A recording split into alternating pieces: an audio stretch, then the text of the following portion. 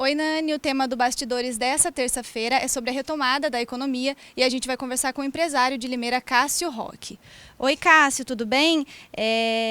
Qual a expectativa econômica para esse segundo semestre de 2021? Oi, Giovanni, tudo bem? Nani. A expectativa é sempre positiva, né? Eu acho que ser empresário no Brasil, você tem que ser otimista, né? Que até por profissão tem que ser otimista, né? Agora, a gente teve um primeiro semestre que já houve uma retomada, um crescimento do PIB, né? A base de dados foi 2020, portanto, foi muito baixa, mas de toda maneira tivemos um crescimento do PIB, né? Os fundamentos da economia, se não estão excelentes, estão bons, e a gente tem uma expectativa positiva. O que dificulta muito é que a economia tem influência na política e a política tem influência na economia, né? E a gente está vendo que as eleições de 2022 já começaram, né? Então essa polarização pode dificultar algumas mudanças estruturais, reformas estruturais que são extremamente necessárias para o crescimento do país, né? Cássio, como você citou agora essas questões políticas, você acha que em meio a tantos problemas econômicos que a gente tem enfrentado e também essa questão política cada vez mais polarizada, você acha que ainda assim o Brasil vai conseguir se levantar? Eu acho que a gente vai melhorar, até porque essas questões no primeiro semestre já existiam, né?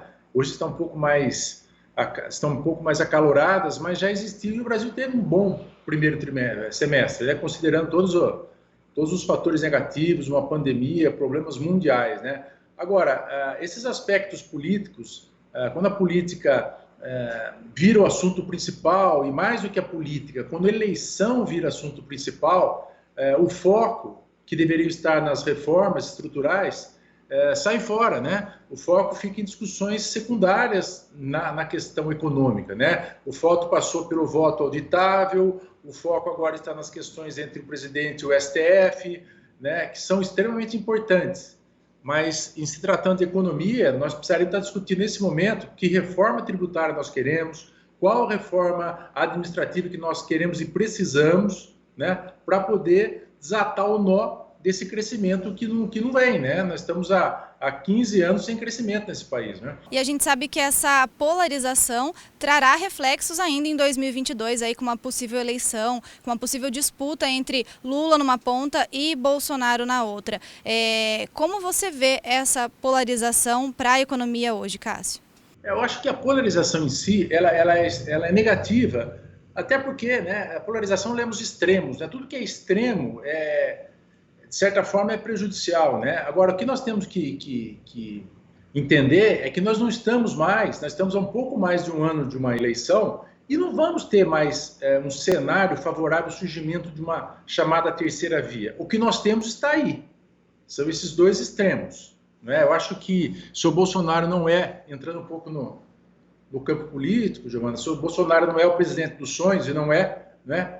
Mas não justifica também a gente voltar para os 14, 15 anos de atraso que for o PT. Então, nós temos que conseguir separar isso para que o Brasil possa crescer o mínimo possível. Você teria que discutir dentro do Congresso questões absolutamente essenciais para o povo, né? Essas reformas que precisam ser discutidas, e não por se tratar de uma agenda liberal, por se tratar de uma necessidade de reforma para que a gente possa crescer. E hoje, Cássio, você é um dos principais empresários da nossa região. O que o empresário brasileiro precisa para que o Brasil alavanque hoje? Que tipo de incentivo seria necessário que os governos, em todas as esferas, né, forneçam aos empresários brasileiros para que a gente consiga melhorar a economia de uma maneira significativa? Olha, os governos, de uma maneira geral, eu acho que eles podem ajudar muito o empresário, que na verdade é quem é o grande gerador de impostos e o grande gerador de empregos.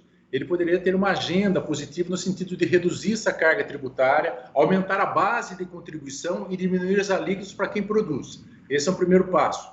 Ter uma política de juros, que seria um juros mais baixo para quem produz.